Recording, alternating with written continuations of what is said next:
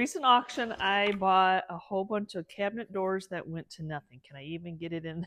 And look how big this one. These make great signs. So that's what I'm going to do. This one on this side has this little bit of damage. So this is going to be our back side. Though I'm going to have to take off this hardware to get it to lay flat. All the tools you have to get. This one's a flathead.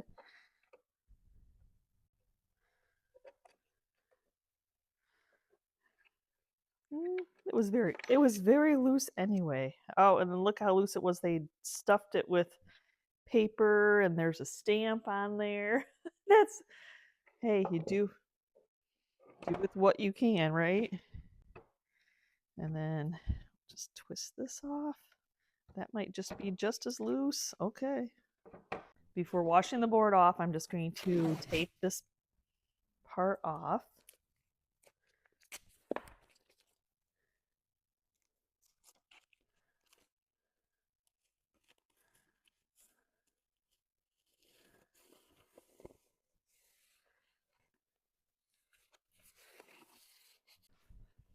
I just have some Dawn dish soap, some warm water.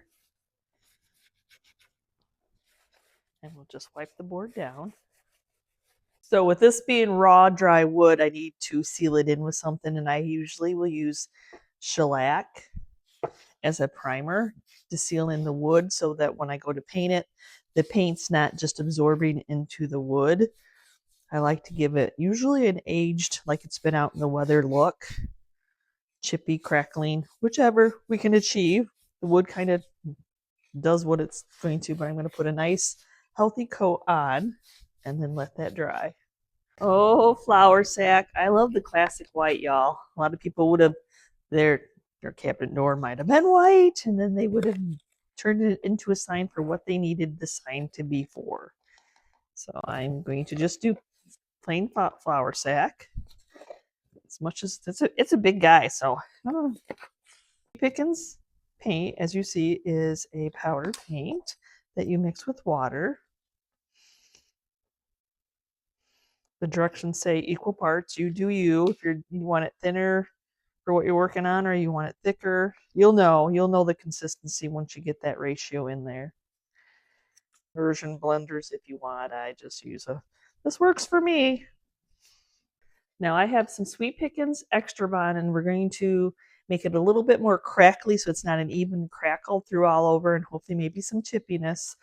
And I'm going to go ahead and put the Extra Bond in just certain areas, not over the whole thing.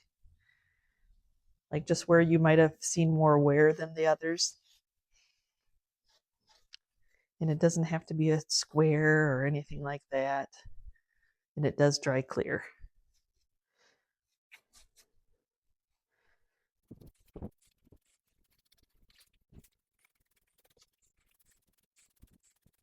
One of the nice things about Sweet Pickens is you can take a heat gun to help it dry.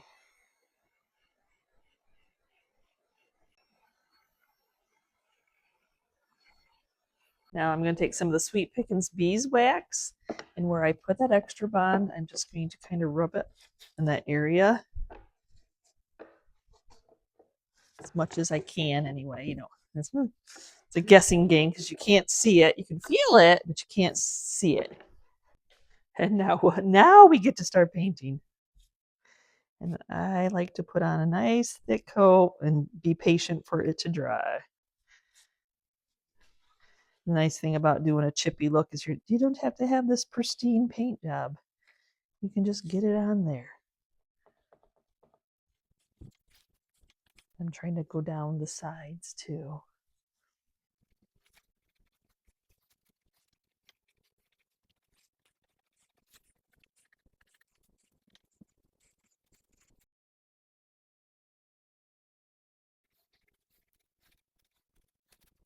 Oh, might be, I don't know. I'm going to seal everything in with some weather defense before doing anything else to it.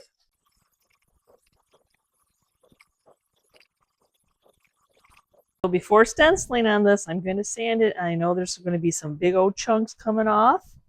You just have to take whatever it does when you put wax in that Extra Bond to make it that chippy.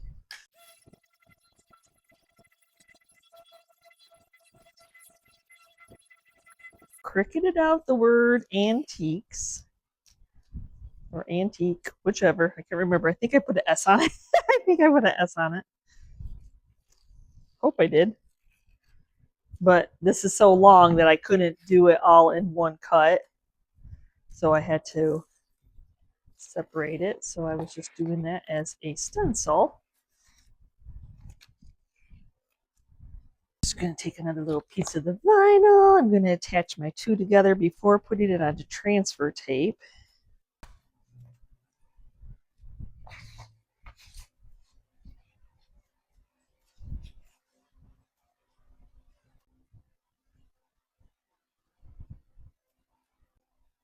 Think that'll work.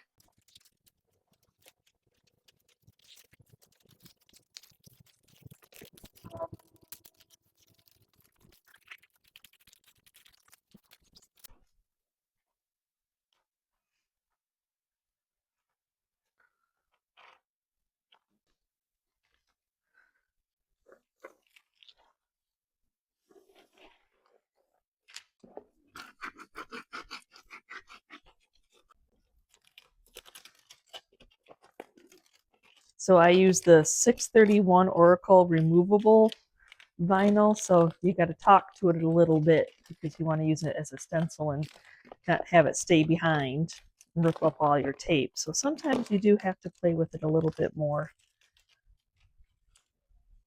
And of course the transfer tape might remove some more of the paint, but it's supposed to look old and chippy. So I always cut close to my lettering. Just it helps me eyeball center it a little bit better. So I always end up having to put a little bit of tape. So when I go to paint it, I can be messy.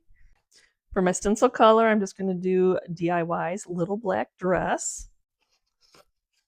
Use a stencil brush. I think the letters are big enough.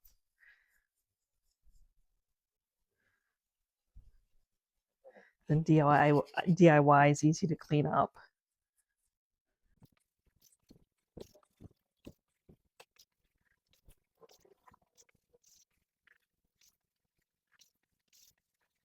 End up doing 2 coats to cover. You can use a heat gun to dry it.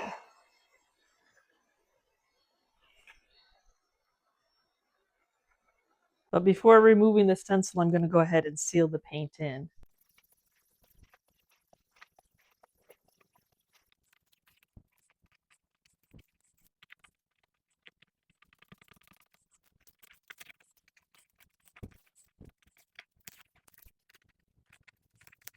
Just going to take some fine grit steel wool. Just make sure that it's not raised. It chipped off a little bit right there, which is perfect because that really gives it that old-timey look anyway. Even though I sealed it in with the weather defense, I'm going to go ahead and go in with some dark oil. That'll really give it that aged look. So it looks darker in the bottle than it really is. And then it'll seal some more of that paint in.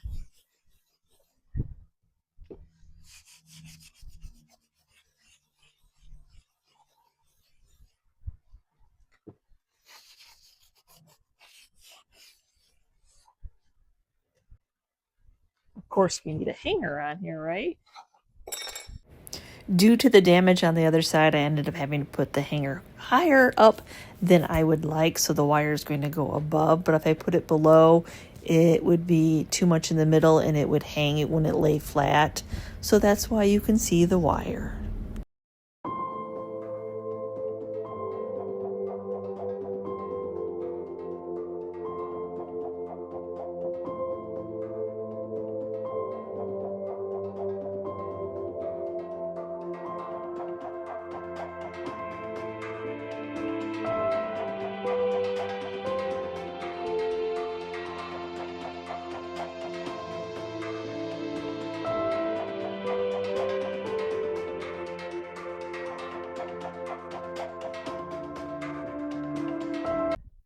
Look how deep, how gorgeous this frame is.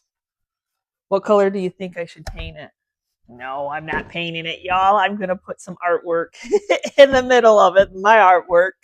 a decoupage, and then somebody decides to change it out. No, I am not painting this beetle. There's hardly any damage on here other than taking that off on the back. That was the hanging system.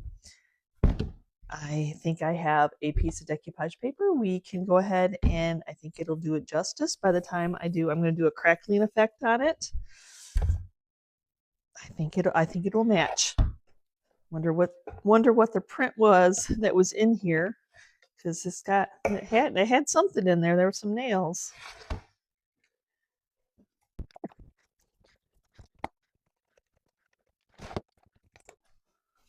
You can buy these workable sheets on Home Depot instead of buying a huge piece of plywood. So I am just going to mark off where I need to cut it down.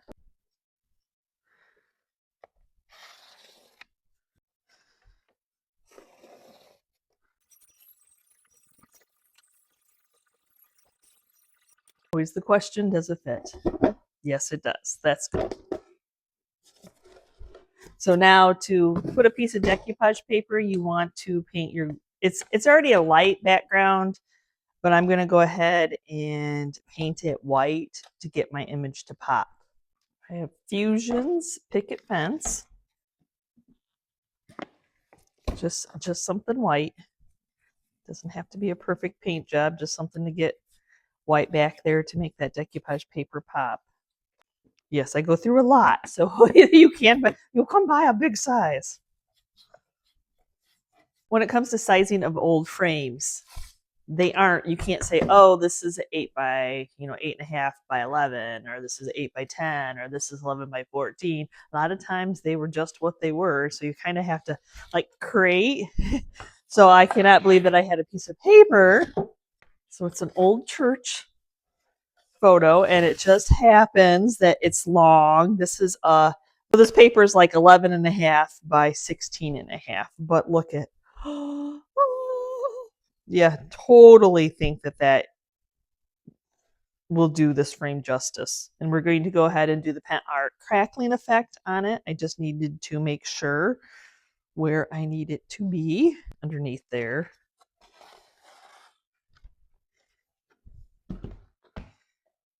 And then kind of test my frame out. Yeah, I think that looks good.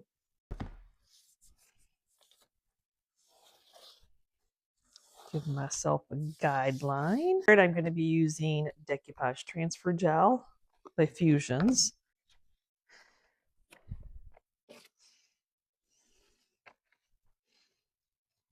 See what I want to make that little mark so I know where I'm going.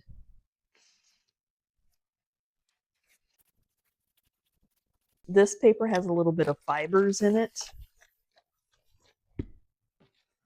which is good.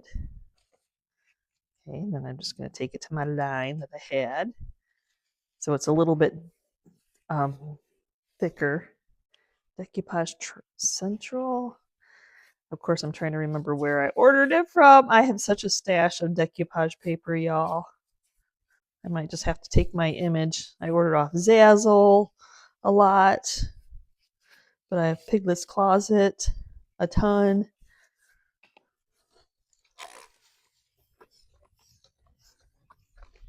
So this one's a little bit more forgiving because it's got those fibers in it. It doesn't pull at you too awful much of getting a whole bunch of wrinkles, and just want to make sure that it's adhered down. And now we need to let this dry before moving on to do the crackling effect to make it look like an old oil painting. My paper is dry now, so I'm just going to take my sander to cut off those edges.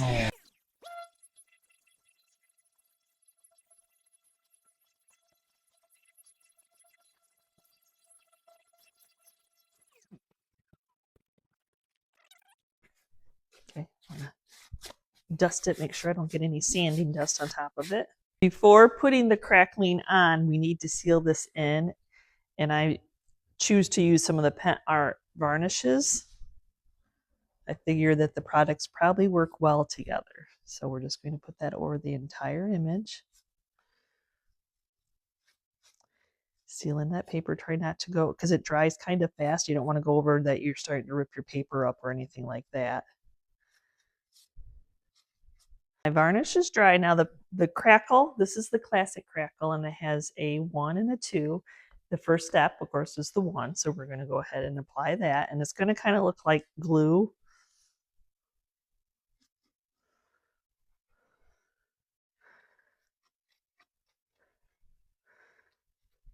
Trying to make it look more like, I tend to get going and then think I need to do straight lines and then forget it. I'm supposed to make it look like an artwork. So I'm gonna try this. I haven't done it. I've done a lot of different ways, but I'm going to try this. Take a smaller brush and kind of just, while it's still wet.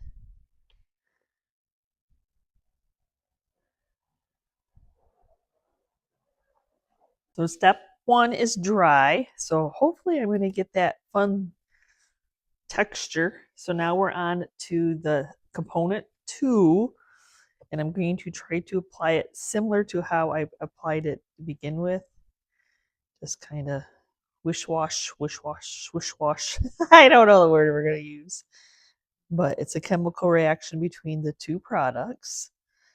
I'm just going to be doing like little bitty marks. I have not tried this. It's taken a lot longer for it to dry, but that's okay.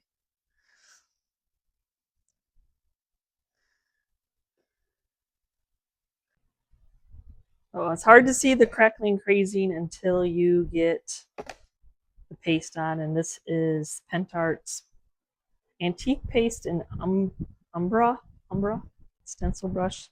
And then you just start doing that little swirling motion, and it'll get into all that crackling and all that crazing that you can't see until you start adding that in.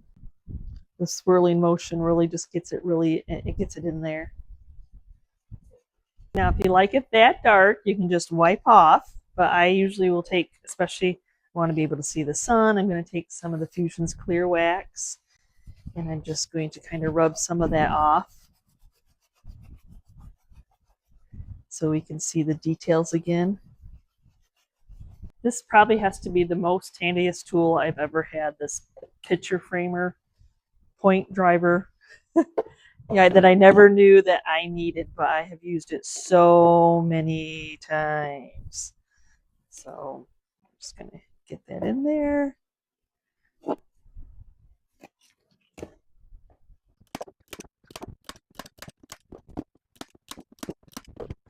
Okay, now I'm just going to put some craft paper on the back, double stick tape roller.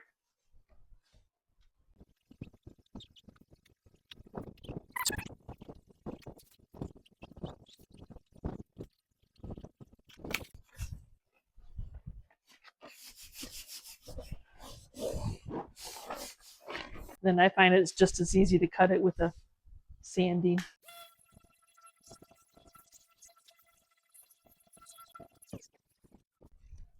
Then we'll mist it with some water. That just helps tighten it up and give it a little bit of age so it doesn't look like it's just freshly paper put on there. Eyelet hooks.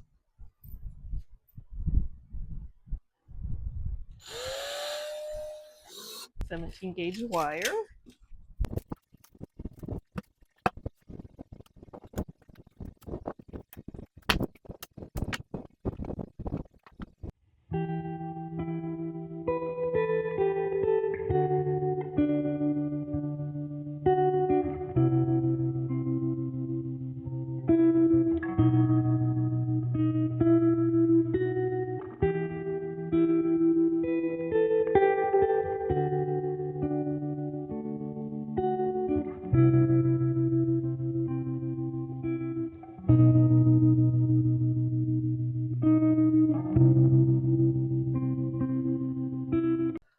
I picked up this birdhouse. I love it. It's a church, but it's got some it's got some issues.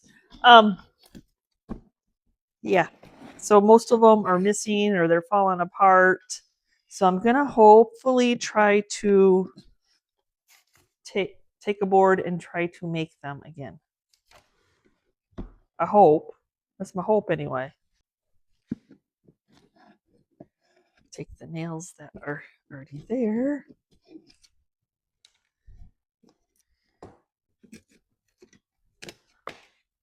Well, I needed a template. There it is. There's my template.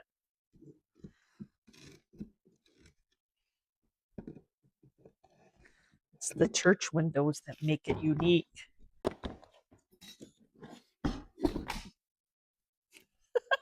Okay, take that.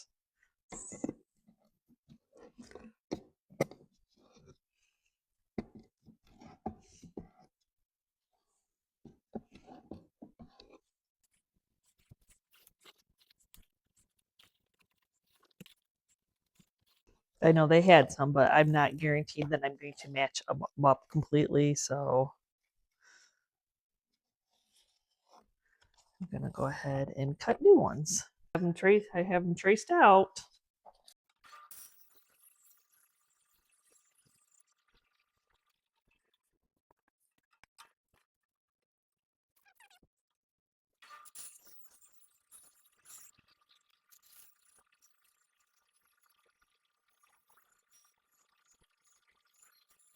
Okay, I got them all cut out. I'm going to sand them a little bit. Not too bad on the rounded edges.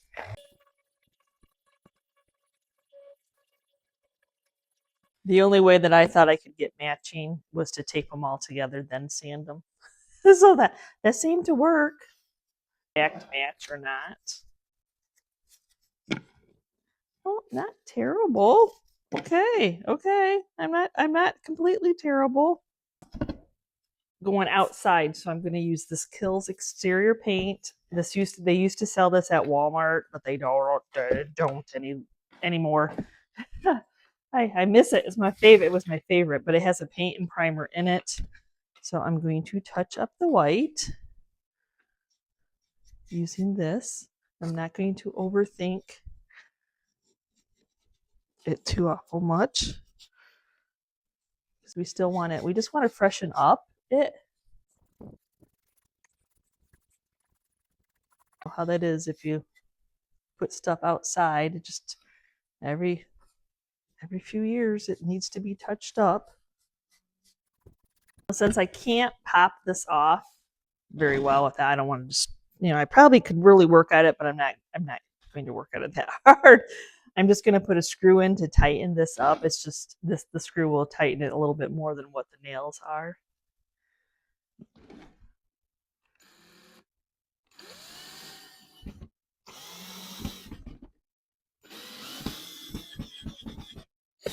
So that way I can do it before I paint it.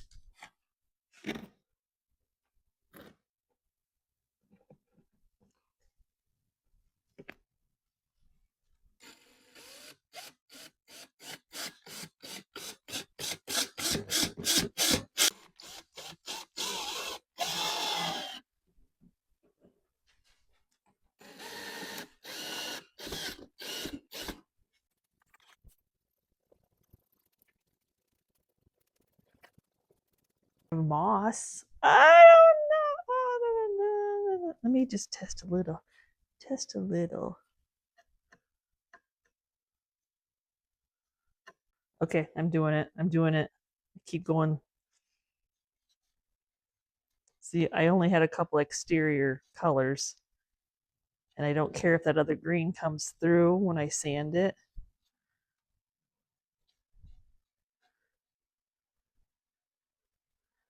But I would like to brighten it up a little bit. And that's definitely going to brighten it up. I have another birdhouse that's actually vinyl that I'm kind of, it's got more of a blue hue to the green.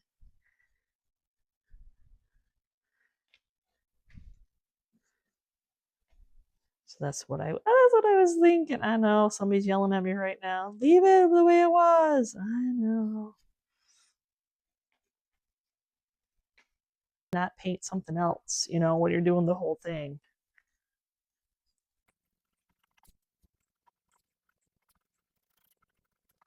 As I was thinking about what color I wanted to make these, I thought, well, I could do the steel wool vinegar, age them, or I could do the Waverly chalk paint and ink paint mixture. And then I'm like, you know what? I stained my deck at my front porch. And then this would help it stay, you know, for the elements. Why not? So we'll color both sides and then we'll see which side we like the best to put on there. That hunter green peeking through, it's really pretty, but I'm going to go ahead and sand it a little bit, give it some more age.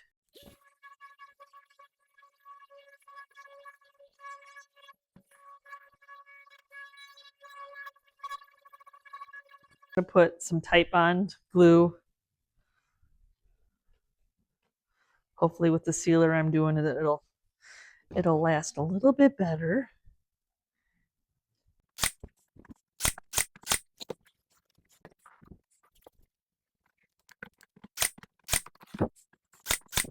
Even though I used exterior paint, there's still raw paint showing, and I have a gallon of this that I might as well use up, and this is Marine Grade Outdoor Sealer.